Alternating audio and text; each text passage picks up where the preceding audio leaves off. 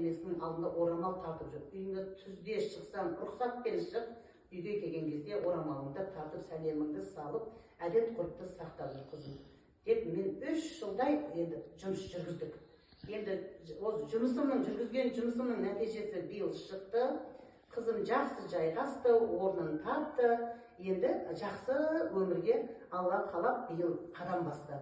Қызым да жаңағыдай сол тәрбиеге, енді қыз қанша дегенмен үйде біз анам айтты, үнемі тәрбие беріп отырғанмен, өз ісімізбен көрсетіп отырғанмен, бәрібір үйде еркелігі болады екен.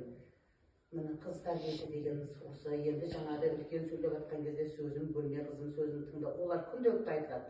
Күнделікті айтылады. Енді қызым менімен ақылдаспаса ешқандай болмады. Ояқтан ақыл кеңес табатын өзінің төңірегінен ешкім таппады. Мама сізбен ақылдаспасам болмайды екен деп менен кеңес сұрап отырды. Сол кезде осыларға дұрыс ақыл жөнді көрсетіп, уақытша өтіп кететін нәрсе. Бұл уақытша ғой, енді сол елге қашан қалыптасып алғанша біз кішкене көмек беруіміз керек екен. Дұрыс жағынан кеңес беруіміз керек екен.